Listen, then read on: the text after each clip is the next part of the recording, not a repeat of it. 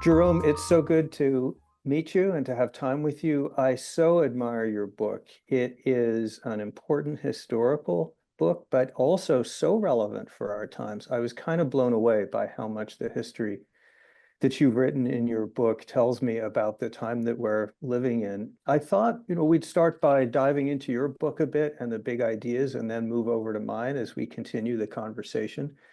Uh, it's a marvelous book, partly because it starts before the revolution, but it traces the path of an intellectual trajectory of Americans and Brits who never really bought into the premise of the US Constitution, which is that we would have a secular liberal government. It begins actually at the time of the revolution, if not before, with people who wanted the Church of England to be the religion in the United States. It goes through Covenanters, Reformed Presbyterians who wanted a Christian constitution, pro-slavery theologians, religious amendment advocates who wanted an amendment to the Constitution to make the US a Christian nation. But then we jump to much more modern times, the times that I know and remember, post-war America. This is Brent Bozell, the early post-liberal Catholics, Jerry Falwell, R.J. Rushdoony, and right to the present, the modern post-liberals. And what I think you've done in this book that is so interesting and exciting is take a phenomenon that a lot of us thought kind of came out of nowhere, which is, who are these people like Adrian Vermeule and Patrick Deneen who are suddenly spouting a whole different vision of the American Compact, and put them in a context that shows that they date to pre-revolutionary times. I hope that's an adequate summary of where you're going with the book. But I wanted to ask you about the title of your book. Why American Heretics? Why do you call these folks heretics? Well, first of all, Jonathan, thank you for that introduction. It's really a delight to be here with you, and I look forward to discussing your book as well. So American Heretics, I use that term a bit in a cheeky fashion, but with a serious intent. And the point is that all these thinkers that I'm looking at, from these Church of England loyalists to the post-liberals and national conservatives today, in a fundamental way, dissent from what they consider to be sort of the founding ideas and the animating ideas of the American Republic. So whether it's liberalism, religious pluralism, the idea of equality, in some fashion, these religious thinkers think that these are the wrong ideas. And so they, within the context of the American project, we can see them as heretical. Now they all consider themselves to be truly orthodox, like truly. Yeah, sort of they think holding. we're the heretics in Yeah, some they think sense. that the American project is heretical or infidel. So that's the play. That's the kind of tension that I think the title of the book tries to capture. Why were they not more influential in their day? This is one of the things I think your book establishes that's so interesting is these are not bit players Mhm. in their time. These are some major figures in their day. We haven't heard of them today because, of course, they lost the fight. But why were they ineffective in their time in promoting the kind of Christian republic that they thought the US should be? Yeah, I mean they were ineffective for different reasons, right? So the Church of England loyalists were ineffective because they were on the wrong side of the war, right? They lost, but also their idea of an established church was sort of losing sort of credence at that point as well. That the idea that a nation needed a particular church and that all people who were citizens needed to be part of that church in order to be sort of fully part of that society was, in a way, never really could never fully work in the colonies. It could not fully work in the United States and the federal government because of the situation, the reality of religious pluralism that pertained in the colonies and then in the states. If we look at a group like the Covenanters, the Reformed Presbyterians in the early Republic, um, they supported the revolution because they opposed the Church of England establishment, but they rejected the Constitution because they believed that the Constitution and the federal government which it set up failed to properly recognize God and Christ as ruler of nations. So they felt that what the United States had essentially done was established itself as an infidel country. And so they refused Which it was. which in their view, it was. And not only because of its failure to mention God, as the Declaration, of course, mentioned, has sort of four vague references to the deity. There's nothing like that in the federal Constitution. But the Constitution also prohibited a religious test for federal office. And also by not establishing religion and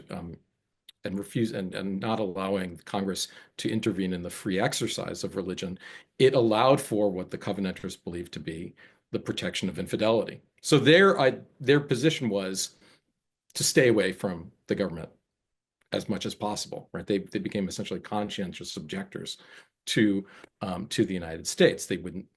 So they kind of opt out in a sense. Yeah, they kind of But opt out. Without spending too long on this, let me just push you a bit on this point, because in hindsight, of course, it's obvious that James Madison wins the argument. But in foresight, that could not have been obvious, because the model all over the world was to establish churches. And Madison and Jefferson, when they come along with, I think it's the Memorial and Remonstrance, it's at the 1780s. I'm a little fuzzy on the dates, but this is a new position, the idea that government should be separated from religion. This is a brand new thing. Yet in the Constitutional Convention in 1787, we see almost no traces of the demand for an established religion. What accounts for the sudden shift? Yeah, there's that famous quip attributed to Alexander Hamilton that there's no recognition of religion in the Constitution because they forgot it. I never heard that.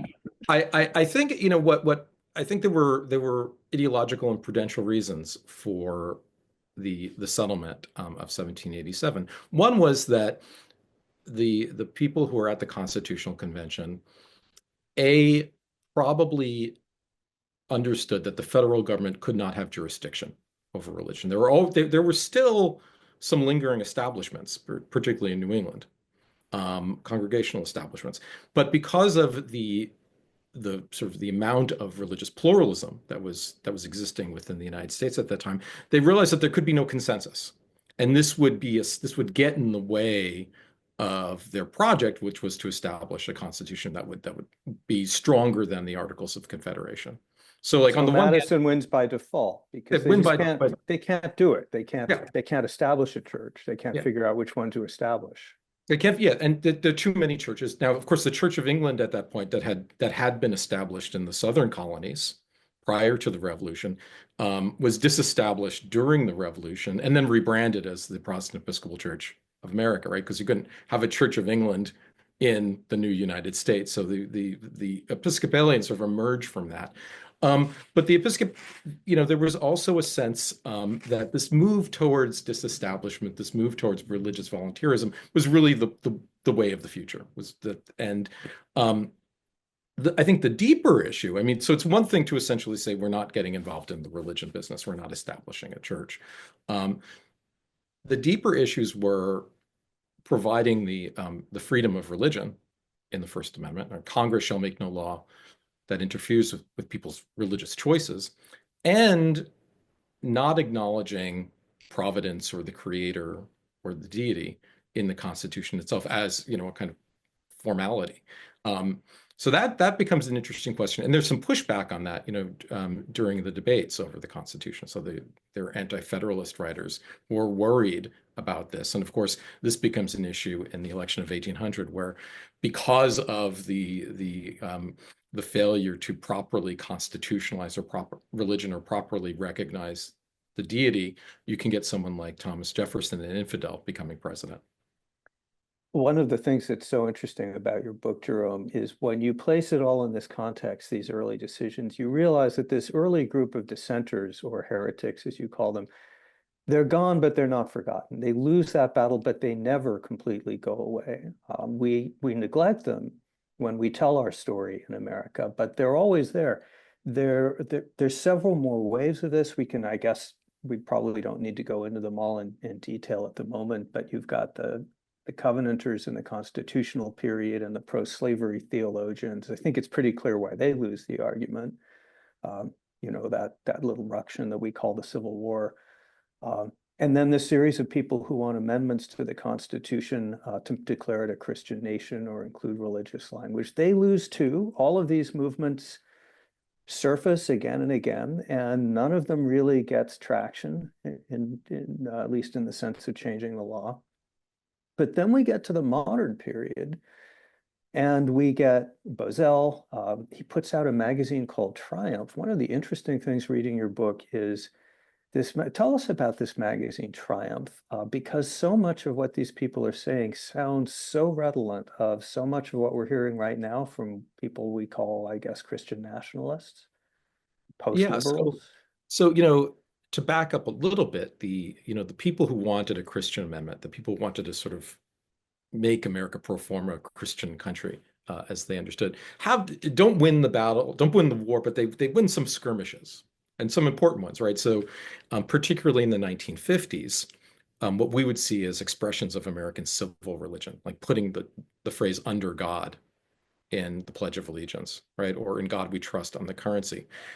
These were ways in which some of the things that they wanted, some of those acknowledgments that they wanted, made it. And of course, we look at them and they're fairly bland. I mean, Yes. they're And the the Christian Supreme Amendment Court, people. of course, moves Yeah. hard in the other direction. Yeah, so the Supreme Court's moving the other direction. Congress is moving towards these, broad expressions of civil religion, but they don't get the full-blown religious amendment, which would commit the country to Christ as they would see it. Now, Bozell is an interesting case because he is, in a sense, one of the architects of the modern American conservative movement, right? He, along with his Yale debating partner and brother-in-law, William F. Buckley Jr., are really, two of the leading lights of mid-century American conservatism. And he works on a book with Buckley on McCarthy. He ghostwrites Conscience of a Conservative for Goldwater. So I mean, he has real conservative bona fides. But he then goes to Spain. He converts to Catholicism under Buckley's tutelage sometime while he's at Yale, it seems. Goes to Spain in the early 60s to write a book on the Warren Court. And while he's there, he falls in love. Not with another woman, but with the Franco regime, with the Catholic thing as it plays out, the public religion in Spain. And he comes back to the United States and he realizes that the kind of conservatism that Buckley is trying to put together at the National Review, and along with someone, Frank Meyer, this notion of fusionism, this notion that there can be a kind of a creative collaboration between sort of libertarian ideas and traditionalist ideas, doesn't work. And he really comes to realize that the American project from the outset is a modern liberal Enlightenment project. And that sort of the American conservatism is really just right liberalism, right-wing liberalism. And because of this, because of this poor founding, right, because of the fact that America had severed itself from what he understood as truth at its outset, this was the cause of all of the tensions and crises of the 60s, right? So he's right. He's the heyday of Triumph magazine. It begins in 1966, but look at 1967, 1968, 1969, where he and his collaborators are writing their most radical pieces. This is during student movement against Vietnam. This is when the emergence of the Black Power movement. Abortion is becoming a significant issue, particularly for Catholics. All of this for Buckley and the people who are involved in Triumph is a sign that America has failed and is collapsing. And the only thing that will hold together America would not be the kind of conservatism that is being pushed by people like Buckley and Meyer and others at the National Review, but a restoration of a conservatism that sits on religious truth, in this case, Catholic truth. And it's interesting to mention that in the context of everything that's going on in the 60s, 1968, 1969, you've had the two assassinations, you've got the Vietnam War, you've got chaos on campuses, you've got Kent State. This is not a crazy way to sound at that No, and moment. he sounds in a way in his critique of American liberalism, uh, he in some ways echoes some of the sentiments of the New Left, right? There's an interesting piece. It's actually maybe one of the programmatic pieces in Triumph called Soul Brother, which begins looking at the racial riots that are happening in urban areas, and seeing this as an expression of the failure of liberalism, the failure of liberal intellectuals and policymakers to fully account for what's going on the ground in the United States. But it also displays some admiration for the Black Power movement, and particularly Black religious movements uh, the Nation of Islam, not because they represent religious truth, but because they also understand the failures of the liberal project. Yeah, one of the paradoxes of the liberal project, liberalism, this, by the way, for our listeners, to avoid confusion, we don't mean left-wing progressivism when we say liberal. We mean the liberalism of John Locke and the founders, the notion that all people are created equal and endowed with certain inalienable rights, and that the role of government is to protect those rights, limited government, elections, defense of minorities. That's the tradition we mean by liberal. Liberalism always, in some sense, looks thin. It looks inadequate. It always looks chaotic because there's so much freedom. And it always looks like it's about to fall apart, yet so far it never has.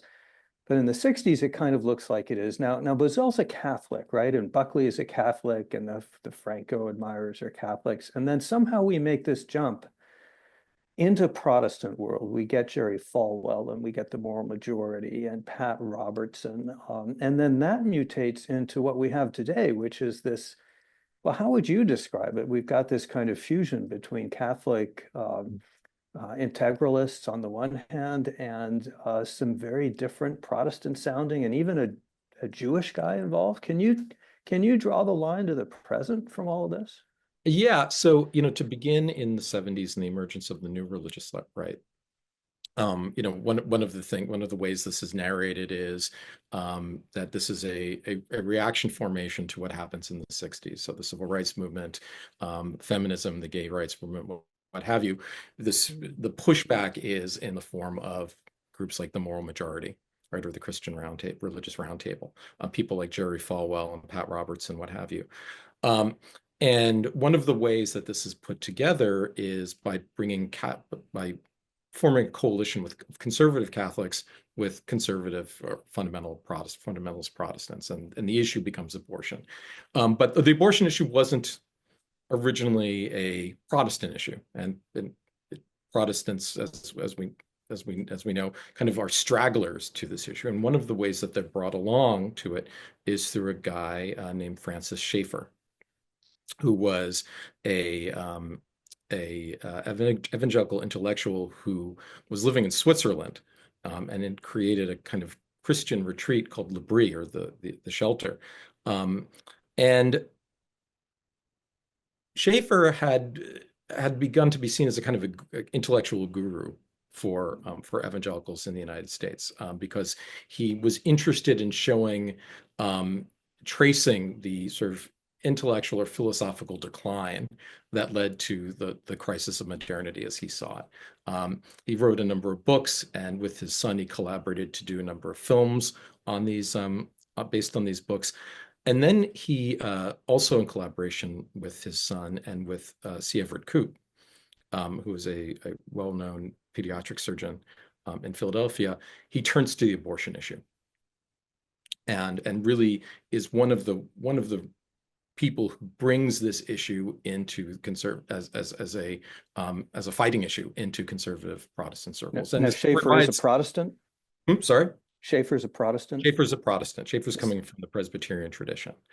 And so this creates what he called co-belligerency, that they may disagree on fundamental sort of theological issues, but they have something in common, which is their opposition to abortion.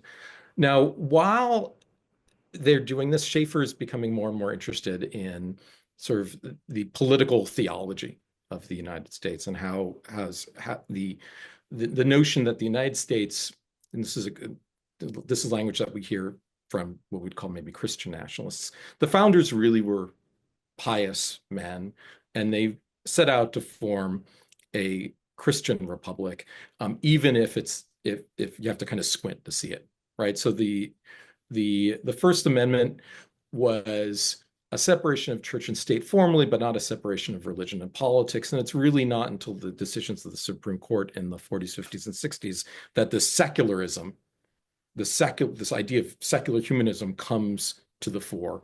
And that really distorts the American project as they see it. So they see themselves as restorationists. And in developing this argument, Schaeffer starts looking at the work of R.J. Rushdoony, who is this very interesting Presbyterian theologian operating out of California. And Rushdoony had created this system of thought called Christian Reconstructionism, which was a position much more radical than the religious right would go. Because for Rushdoony, the biblical law, the law of the Old Testament, for the most part, still pertained. And therefore, we don't really need to legislate a lot because the legislation has already been done. So Rushdoony and his followers were actually hoping for a reconstruction of society along these lines, along sort of Old Testament lines. Now, they call this a theocracy. That's what they hope for. And they believe that over time, America would transform itself into a theocratic republic as opposed to the republic that the founders envisioned. So these ideas, even though they're not taken up completely by people like Falwell or Schaeffer, are beginning to enter into their worldview and are begin to sort of enter into the larger circulatory system of American Protestantism. So today, when we hear calls for dominionism, right, the Seven Mountains Mandate, these are ideas that are circulated by many charismatic Christians and many. Yes, I wanted to interject. We're not talking about ancient history here. Rushdoony is what, in the Reagan period? A little bit earlier. Is he still alive? I'm not sure. No, Rushdoony died in the early 2000s, and Gary North, who was his son-in-law, and who was originally a disciple and then sort of started his own offshoot branch of Christian Reconstructionism, just died a couple of years ago. But and their heyday was the 70s and 80s. But these ideas of a political Christianity, these ideas that rather than thinking that like Christ is going to come back and kind of sweep everything away and institute a new regime, that in fact it is the charge of believing Christians to actually do that in the here and now. That has become They first surface in my world, which is gay world, which is in the 80s and 90s. They're calling for the execution of homosexuals in America. And of course, on the one hand, that makes them sinister, but on the other hand, it makes them crazy, right? They are so far out of the mainstream that it's hard for me to imagine in that period that we would see anything like a mainstream Reconstructionist movement come about. And then we see the Christian symbolism on January 6th. We see the rise, to me it was sudden, to you of course it was not, of Adrian Vermeule and Patrick Deneen and some of the other people that you cite in your book. And these are very modern figures. These are people who are with us right now. They're writing books. There's Yoram Hazony, who is based, I think, in Jerusalem, who is Jewish, but argues for a kind of Christian republic. Tell us a bit about their role and how influential they really are. And do we really need to care about these folks, or are they just a small band of as you say, heretics? Well, I think we should care about them a lot. And I think, one of the reasons that we should care about them is because they're, pretty close to power. So, Adrian Vermeule is a Harvard law professor. Patrick Deneen is a professor of political theory at Notre Dame. Yoram Hazony runs something called the Edmund Burke Foundation, which essentially is the platform for these national conservative conferences in the United States, but also in Europe as well. And they have a lot of important people, who are academics, who are policymakers, who are politicians, who are in these circles, who are attending these conferences, reading these books, and having the ear of people like J.D. Vance. So I think what happened is when Donald Trump won the presidency for the first time back in 2016, it was almost like a kind of hostile takeover of the Republican Party to a certain extent. And his own views, Trump's own views, were from the point of view of Reaganite conservatism, fairly heterodox. Right? There wasn't maybe a fully formed, coherent Trumpism there, but he was clearly not following the playbook that, previous Republican presidents or politicians had followed. And this provided an opportunity. There was a kind of a vacuum, right? An intellectual vacuum into which people like the post-liberals and the national conservatives, people who are affiliated with places like the Claremont Institute, what have you, could go and really sort of try to articulate what this new conservative dispensation would be, right? You see this in places like First Things Magazine, which published manifestos like Against the Dead Consensus or Against David Frenchism, right? That the old Buckleyite attempt to hold these disparate parts of conservative together was no longer sufficient, and something new would come in. And so these were the new wares, in a sense. Now I think that they have very different understandings of where they want to go, but for the moment there's a kind of co-belligerency, right? That as we saw in sort of the late 70s and early 80s, because they're all are animated by a dislike or a hatred for what they consider secular liberalism. You can see that in Patrick Deneen's work. You can see that in someone like David Hazony's work on conservatism. You can see that someone like Rod Dreher, right? They see that the liberalism that has sort of shaped American culture and American policy for at least the past 50 years, but they would say actually goes way beyond that, is the problem, and this is an opportunity to stop that and put in something new. Yes, this is where you get this historical continuity that goes right back to the very earliest heretics in your book. These folks, as you also point out, they've got a lot of tension within the ranks. There are some nationalists who want a kind of national rule to prevail, and then you've got people who believe in the sovereignty of God, and they're on very different pages, but currently they're aligned, and they have in common this view that liberalism is not this sort of neutral, generic, open process of pluralism in which all can thrive. They believe that liberalism has become an all-conquering imperialistic juggernaut that mows down any obstacles that stand in its way toward a society of essentially individualism and anarchy, a society that destroys faith and family, community, tradition, religion, and everything else. So they have come to see liberalism as this dark force that's just spreading rapidly and needs to be stopped. An interesting question. We can turn to my book in a minute, which takes us a different direction, but from a similar starting point. An interesting question is whether these people are in fact anti-constitutional. They don't necessarily say they are. I haven't heard them say, let's repeal the United States Constitution and start over. But do you think that's really where they're coming from? So this is how I would kind of approach that question. If you read Deneen's Why Liberalism Failed, which comes out in 2018, it's pretty clear he sees the Constitution as a liberal instrument, a liberal machine, right? So this straight up, like the ideas that animate the American Revolution, the Madisonian structure, which is articulated in the Federalist Papers, this is about liberalism, and that's what and it's achieving those ends.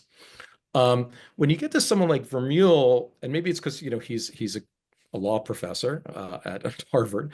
Um, I Vermeule says, well, the Constitution should be read as in the tradition of the common good law, in this tradition of the classical law tradition, so that rather than it being a liberal instrument, we may think it's a liberal instrument, but really, if we kind of step back and understand where the founders were coming from, and maybe squint really hard, we can see the imprint of Roman law and the Roman Catholic tradition. And so therefore we can, in a way, what I think is going on here is kind of, new wine in old skins. We'll take the Constitution and then we'll read it our way. And you get a sense that's his project in the Atlantic essay that he wrote, Common Good Constitutionalism, where he opposes the originalist project that had really been what conservative jurisprudence had been up to, right, since the 1970s. Really kind of have conservative thinkers, have conservative agents within the agencies pursue those ends. So I think, with as a prudential political move, it makes sense to proclaim that continuity with the American tradition, with the founding, even if you're straining to get there. They So do that's have this view that until, basically after World War II in the 1960s, there was a kind of fusion of liberal constitutionalism with an underlying bedrock of faith and family and tradition, and that those two things rubbed along, and then this balance gets badly out of whack in the Supreme Court, and the revolutions of the 1960s turn us into a very different country. And I would say that there's something to that. You divide it by about 10 yeah. to get something realistic. Maybe we should talk for a minute about sort of my quite different approach to these issues, but ways in which they do dovetail with yours. Yeah, and I was thinking, the post-liberals are a good place to start because Yeah. one of the really fascinating things about your book, which I read as a kind of it's a kind of, in a way, begins as a kind of decline narrative, but not in the way that a lot of these conservative decline narratives go. But you utilize thinkers like Patrick Dean Vermeule as diagnosing the crisis that you see, that you perceive, but kind of misdiagnosing it and providing therefore the wrong prescription to going forward. So I thought maybe we could start by that sort of moment of how the post-liberals figure in the architecture of your book, how they emerge as in a way a reaction to something, but in a way they're the wrong reaction. And your book sort of promises I think a much better and I think as you describe it, a way forward that's much truer to the Christian religious tradition as you understand it. Well, that puts it very well, and it is a good place to start, though I think we could go back even further. So a point I have in common with some of the post-liberals, but with a lot of liberals as well, among them, for example, John Locke, Immanuel Kant, and Alexis de Tocqueville, is that liberalism is not self-supporting. It's not completely self-sufficient, and it was never intended to be. We know that liberalism relies on a substrate of what the founders called Republican virtue, which they believe needed to be taught by religious institutions and civil society. These are things like lawfulness and honesty and respect and civility for each other. And those things did come from civil society and religion, and they told us again and again that we needed those civil society and religions to do those things. They didn't say you all have to be a Christian. They didn't say you had to be any particular religion, but they did take for granted that substrate. So that's where we begin. The thesis of my book is that America is becoming ungovernable in significant part because Christianity is failing at the job that the founders expected it to do. It is no longer providing a unifying narrative, a transcendent narrative, the kinds of sense of values and purpose that the founders expected. Instead, it's going in a very different direction. It's adopting culture wars. It's hunkering down, becoming involved in power. The places that when it goes historically, it messes up. So now we get in a kind of blame shifting contest between me and the post-liberals. I think the post-liberals have performed this hat trick, this magic trick, sleight of hand of saying, yeah, Christianity is in trouble and faith and family are in trouble. And you know whose fault that is? That's Jonathan Rauch's fault. That's liberalism's fault. And I'm turning that around and I'm saying, no, actually, guys, we have been telling you now for 300 or 400 years that you guys have a job to do. You have forsaken that job. I believe that Christianity has, in America, in the context specifically of white Protestant Christianity, evangelicalism, has made tragic and catastrophic choices to exchange the teachings of Jesus Christ for the teachings of politics and for a kind of partisanship to a degree that we haven't seen before. And that's not consistent with the transcendent things and the three fundamentals of Christianity as I take them to be. Number one, don't be afraid. Number two, imitate Jesus. And number three, forgive each other. So now we have a crisis, but I am here to say to the post-liberals, why don't you start by cleaning up your own house? Yeah, and I think I'm going to pursue that in a minute, but I want to back up because you're also critical of the way in which sort of the mainline or the liberal religious traditions in America have been sort of been shaped by secular culture as well. And could you say about sort of the falling off the main line, so to speak? Well, I kind of am. I kind of skipped the main line in my book because that's an older story that's been told so well. So I just kind of take as a given that if you're starting today, you're in a world where the mainline Christian churches are just a shadow of their former selves. But what historians and sociologists say has happened there is that in the post-war period in the last century, mainline churches kind of unanchored themselves from the gospel, from biblical teaching, and became kind of social welfare agencies. They got involved in the social gospel, and redemption through acts, through deeds, not faith. And in doing that, they became much more like the surrounding society. They became kind of a branch of American capital L liberalism, the kind of soft progressivism that engulfed the culture. And that when they lost their distinctiveness, they also lost their appeal. And people who wanted the more the kind of Christianity that's rooted in the Bible and teaching and in ritual and in faith went elsewhere. So that's the starting point of the book. I think that the mainline churches made the mistakes they did from a place of fullness of heart and spirit, that they really were looking for ways to apply Christianity in ways that would make the country and the world better.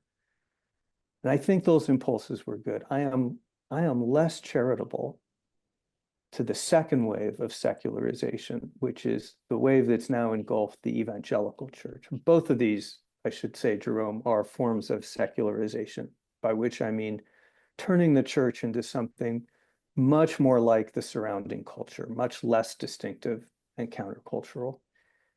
The second wave, which is going on now in the evangelical This is church, what you call sharp Christianity in the book. Yeah. Thin Christianity is what happened to the mainline churches, where they just kind of lose their differentness and become part of consumer culture. Sharp Christianity is what I call the church of fear.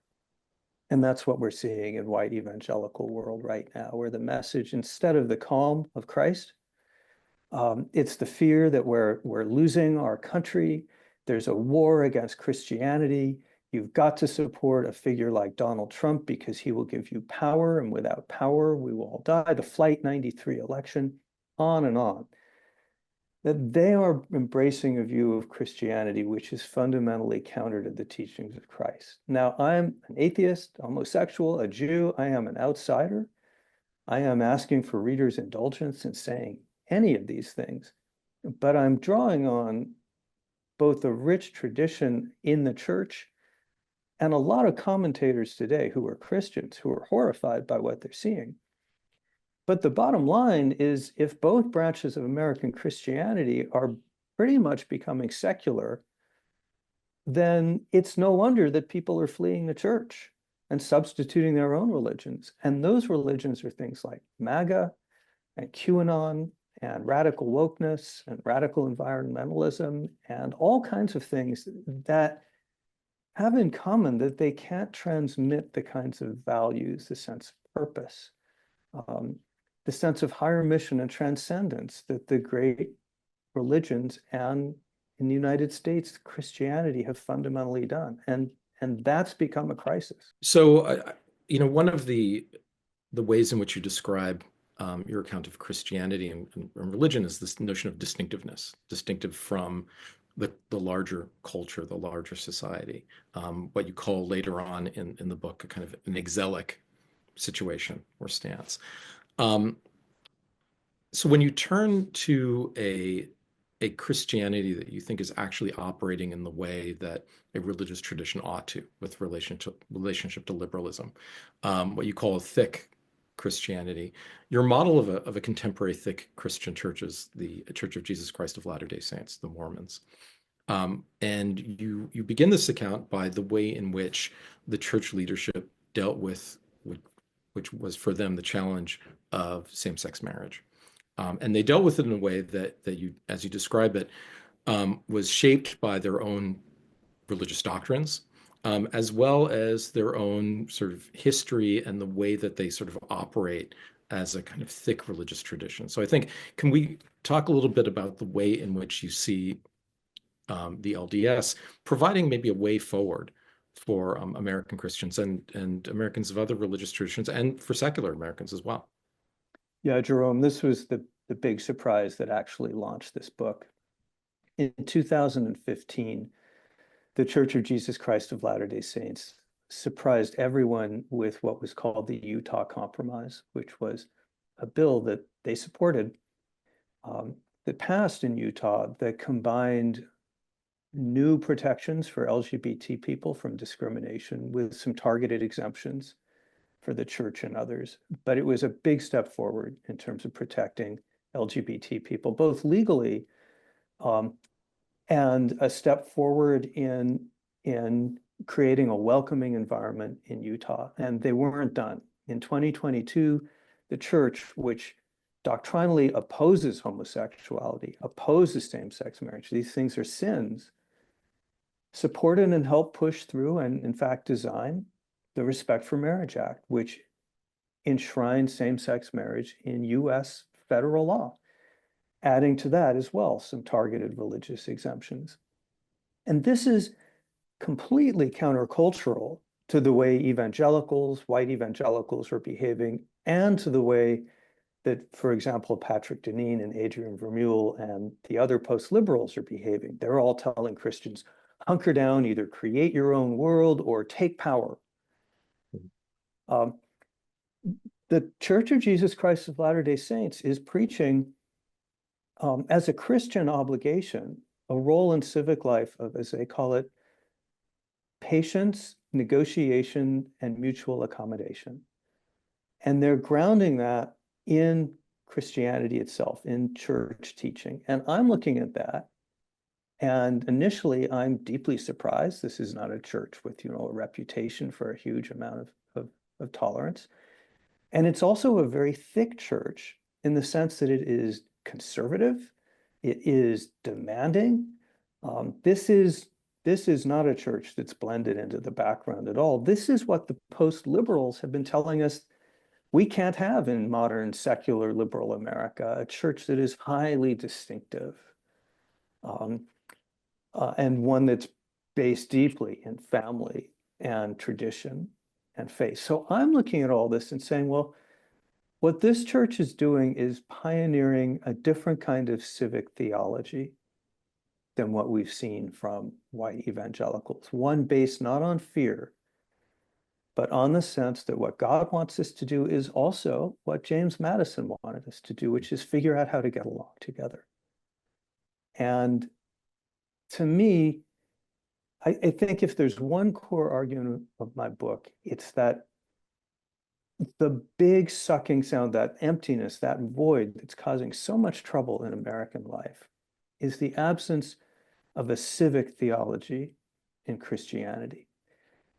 The church is still pretty good at what they call discipling people. Um, it's what they call spiritual formation. That's making people in the likeness of Jesus Christ. They're pretty good at that at the personal level, at the community level. If Hurricane Helene hits Asheville, the church is there big time. But the church has had almost nothing to say about how to disciple its members in terms of how they engage in the civic sphere. That's on social media, for example, or in politics. And into that void has come a world in which Christians are engaging in Twitter. As David French puts it, the doctrine seems to be, I may be an asshole on Twitter, but you should see me in the soup kitchen. And Christians are pointing out increasingly that this is a radical disconnect, right? Christianity is a unified garment, and you can't do that. So what the church needs to develop, and maybe is starting to develop, is a civic theology which says, okay, so how would Jesus Christ want us to engage our fellow citizens in the public sphere, in the civic sphere? That's what the Church of Jesus Christ of Latter-day Saints is working on right now. I am not saying that white evangelical Protestants should emulate the specific doctrines of the LDS Church. That's not the point. What I am saying is we know it can be done because a major church in the United States is doing it. Yeah. So I mean, one of the things I find so interesting about this argument is the way in which the LDS Church emerges as a new religious movement in America, and sees America, both the landmass of the Americas, but also the United States itself as a political entity, as a political project, in its sort of in the terms of its sort of providential imagination, right? So Joseph Smith sees, believes that the Garden of Eden was in Missouri, that the Native Americans were descendants of ancient Israelites. But I think more importantly for our conversation, that God had raised inspired men to write the Constitution and to start the Republic, right? So that the idea of America is sacralized in a way. And maybe this is where, some evangelicals have gotten the idea of like the sacred Constitution, right? It's originally an idea that comes out in Joseph Smith's Revelations in the early 1830s. So Yeah. they have that, People but they forget, also by the way, Joseph Smith ran for president. in 1844, which is a remarkable doc. He has a campaign manifesto, which is really makes remarkable reading, especially because he mentions the possibility of Canada and Mexico joining the Union. And Greenland. Oh, And no, never mind. never mind Greenland. But the Mormons also have a history of run-ins with their neighbors and the government, state governments, and the federal government.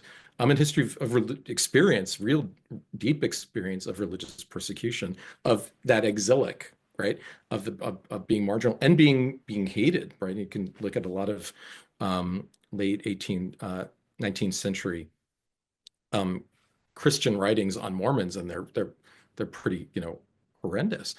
And they, part of this was because the thickness of their religion, the difference of their doctrines from normative or orthodox Christian doctrines, and also certain practices such as the practice of plural marriage, which they later disassociate.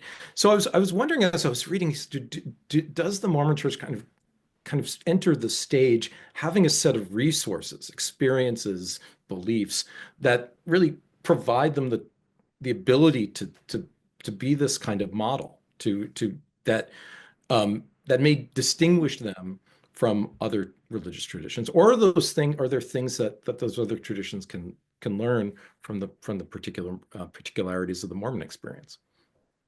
Well, the answer to that either or question would have to be yes, right? Because both are true. Every religion has its particular theology in its particular history, and the Mormon history is, of course, more colorful than most. Mhm. And when I went out there, I talked to church leaders, the senior figures in the church, and asked them about this. And they said, yeah, there's no question that our particular history as a church in exile and a church that's faced persecution in living memory, people whose own relatives uh, were persecuted in the not so distant past. They said there's no doubt that that affects our thinking, but they also emphasize that their thinking is rooted in theology. It's rooted deeper. It's rooted in teachings that go back to Joseph Smith himself. He was though not always a model of tolerance. His doctrine was pluralistic, but it goes deep into this notion that they have of agency, which is the theological doctrine that I heard most about when I would talk to ordinary members of the church. This is a notion of free will, but it also means that you have to have actual choices to make to exercise free will, and that implies living in a society where other people make different choices. So that gets you to pluralism. So this is deeply rooted in theology. So yeah, Jerome, one can cite all the ways in which that church is different from others, but I want to go in a different direction. And I want to point out to people that what the Church of Jesus Christ of Latter-day Saints has in common with, for example, I don't know what we should call it, the mainstream white evangelical Protestantism as we know it, is that Christianity, the words of Jesus Christ, the teachings of Jesus Christ, has in itself all the elements it needs to elevate Madisonian pluralism and the doctrines of negotiation and patience and mutual accommodation within themselves. It's all right there in the teachings of Jesus. So my message is that what we learn from the Mormons isn't what's particularistic about their church, but that what folks like me, what secular liberals are asking the church to do is not to become more secular or more liberal or more like Democrats or Republicans. It's asking the church to become more Christ-like. It's asking it to look to the doctrines which are intrinsic to the church and elevate those rather than the ideas which seek to elevate a quest for power, a need for victory, a desire for progress in this world. If there's one thing that Donald Trump and the MAGA movement have said to Christians again and again, it's that we will give you power. There's case after case going right back to 2016, the very same speech in which Donald Trump famously said he could shoot someone on Fifth Avenue and his followers would still support him. That speech was given at a religious institution, a religious university in Iowa, where he also says, if you vote for me, you will have power. Now, that's not a very Christian doctrine, right? That's what I think our books have in common. They are both about strains of Christianity that believes that in the United States, Christianity and power should not be separated, versus a notion of Christianity which is transcendental and countercultural and says, no, we're here to elevate people's souls. We both begin in the same place with quotations from Alexis de Tocqueville and his in Democracy in America. And one of the points that Tocqueville makes for why he sees so much vibrancy of religion in the United States is particularly this point that the churches have from in his account, universally accepted and embraced the idea of the separation of church and state, right? They've removed themselves from sort of the muck and mud of politics and have been able to focus on these ideas that we've been talking about of their mission of helping cultivate sort of the mores, and particularly the democratic mores of the population. Now, your book is, what you've said is way directed towards practitioners of sharp Christianity and other Christians who are looking for ways to re-engage and help rebuild sort of trust in America and among Americans. But you also have a message for secular liberals as well, who and how secular liberals ought to sort of understand the relationship of Christianity or religion in general, religion to the democratic project. Maybe we could say a bit about that. Yeah, I do. You know, Jerome, in prepping for this conversation, one of the questions that I asked myself is, so we've been very critical of the post-liberals and their arguments, but maybe there's also something to learn from them. Maybe there's also a grain of truth in some of what they're saying. So maybe it is true, even if they exaggerate, maybe it is true that the American version of liberalism in 2025 is too hostile to Christianity, or at least marginalizes it. Maybe it is true that individualism goes a bit too far in some cases.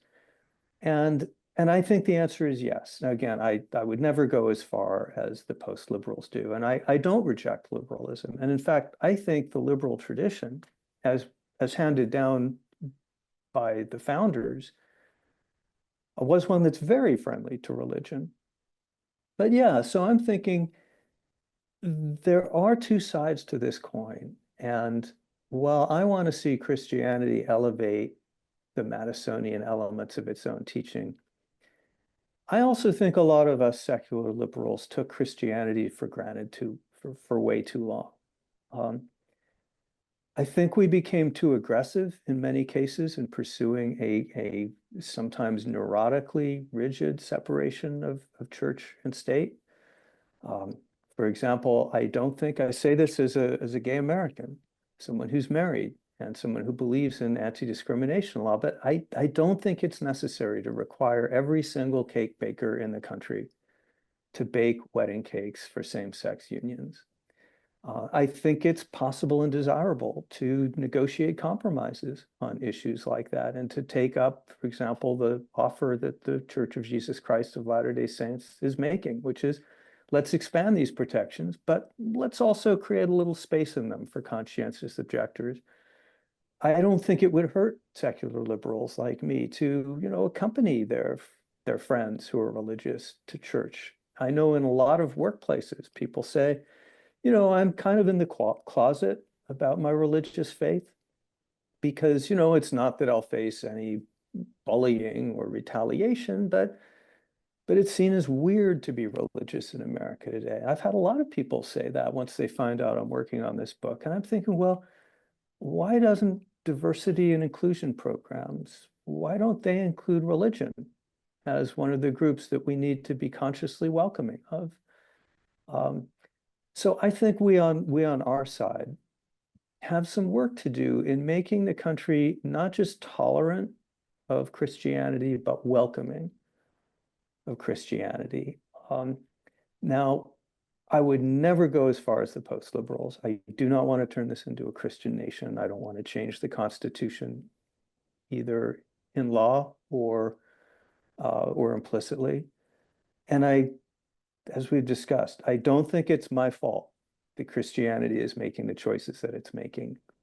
But yeah, I think we secular liberals kind of dropped the ball on our relationship with Christians.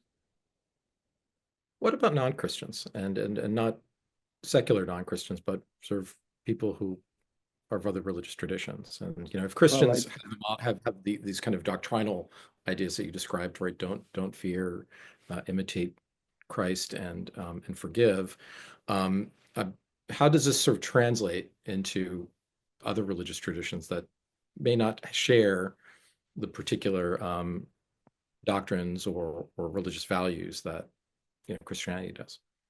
well, all the same things are true in terms of the importance of religious life and the importance in a liberal secular society of being welcoming to religious life. I focus this book and address it specifically to Christians. In fact, white Protestant Christians, because that, as you discuss in your book, is America's founding faith. And because that remains the predominant tradition in America that's determining Christianity's relationship with government. So everything that I just said applies to all religions. I would, of course, as a Jew and someone who has seen the reaction to October 7th and was horrified by some of it, as so many were, I think all the same things about all about religious pluralism generally. Yet the reason I want to focus everyone's attention on Christianity as Christianity, not just as a religion or a concept, but the teachings of Jesus Christ, is because the crisis of governability that we're experiencing in America right now is very largely the doing of the failure of Christianity and Protestantism per se. It turns out what I didn't realize 20 years ago is that Christianity is a load-bearing wall in our democracy, and it will be for at least a while longer. At some point in the future, it will cease being a majority faith, but that's some years off. And so right now, people who are non-Christians, Jews, for example, and Muslims, and yes, atheists, I think that means we have to worry about the health of Christianity. And do you think that's a fair way to look at it, to single out Christianity in that way? Yeah, I think that, given the way the crisis is described, right, and the crisis of American democracy, and looking at um, if you look at the sort of the way the battlefield is arrayed, that's where I think most of the energy that we're worried about is happening. But as we move forward, I think the idea one of the things that the post-liberals and other practitioners of the sharp Christianity are concerned about is the de-Christianization of this country, and they're worried about losing, or having lost the status, right, the cultural status of Christianity. I mean, to look at the anxiety about saying, people saying happy holidays rather than Merry Christmas around, right? What is that really about? But that's not going to go away, right? America's going to continue to be, the pluralist cat is out of the bag, so to speak. And America's more pluralist now than it was even in 1787. For the post-liberals, that's because of 1787, right? Because from my stories, that because religion was not properly constitutionalized, that is why pluralism has continued unabated. But I think the recognition that pluralism isn't going to go away, that we need to figure out ways of living together in this space, negotiating this space, without trying to suppress other voices, suppress other people, and try to monopolize the religious and cultural life in this country, is something that is, I think, the virtue that your book is really about. And you end on, I think, an optimistic note, right? Many books that are coming out about sort of religion and politics in America tend to be more alarmist in their conclusions. And what I think is unique about what you're doing is that you actually see hope in, not only in the democratic project itself, but in particular movements that are happening. You mentioned the LDS, but you also mentioned a couple more. Maybe we should sort of close with some of the other movements that you see within the sort of white evangelical Protestant space. Well, it's all very nascent, and yeah, hope is the word to use. I just wanted to underscore a phrase that you just used, though, Jerome, because it's so good, which is this fear of a de-Christianization of America, which is what we hear from the heretics, the American heretics of your book, and the post-liberals and the integralists. And yeah, my message is, can we worry a bit more about something else, which is the de-Christianizing of Christianity? Because to me, that's the core of the crisis. There's this wonderful thing that Russell Moore has said. He's a former leader of Southern Baptist Church and a figure who has been prophetic in calling out Christianity, which is as he's explaining the flight of young people from Christianity in America, and he says, if all we're offering is a choice between paganization and secularization, we should not be surprised if they choose one or the other. And what he's saying, and what a small but growing number of Christians are saying, is, look, if we're going to have a chance in the 21st century to revive Christianity in America, which is in a state of collapse, the numbers are breathtaking in terms of de-churching. In the last 17 years, 40 million people have left the church. That's a larger number than entered in all three of the Great Awakenings. They're saying if you're going to turn that around, it's going to have to be by being truer to the spirit of Jesus and returning to that spirit. And so, yeah, you're seeing there's a new group, for example, Michael Ware started, called, I think, the Center for Christianity and Civic Life. I may have that not great with names, but I may have the names of that not quite right. Russell Moore, David French, and Curtis Chang have started a ministry that they call the After Party. I think that's a reference to what happens after death. I'm secular, so I don't get it. But this is an actual curriculum that churches can use in their small groups that will help actually disciple people in the kind of civic virtue that the founders had in mind. It's not partisan at all. It's not about who you vote for. It's not about what policies you support. It's about how do you treat your fellow man. I'm having lunch just next week with a minister in Washington, D.C., who has founded a center on Christianity and civic life to learn more about that. So I think we're seeing the beginnings of an understanding within Christianity that there has been a falling down, a failure to disciple people in how they approach politics and the culture. That realization has taken place nowhere less than in the pastorate itself.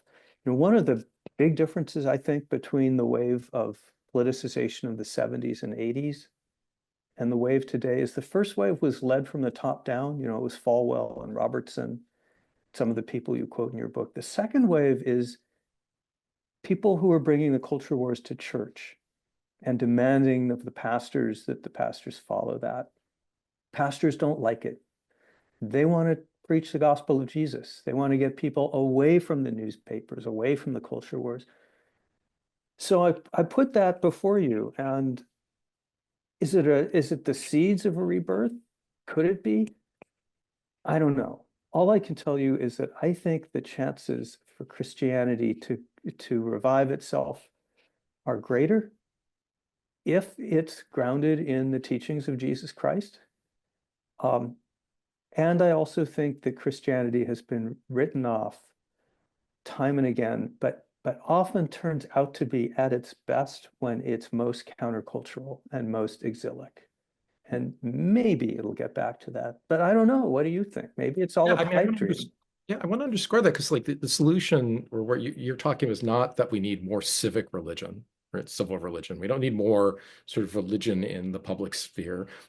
You're not talking about what others have called a kind of cultural Christianity, where, like, we just need that Christianity needs to, suffuse the culture more.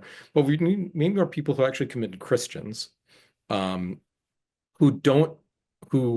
are engaged in civic life and political life, but don't sort of collapse their Christian commitment to having it codified in law or political practice, right? So I think that's how I read this, and I think what's so helpful about that is you're really speaking to individuals, right? You're not speaking to politicians. You're speaking to ministers and pastors, but you're also speaking to the individual. Like, how do one approach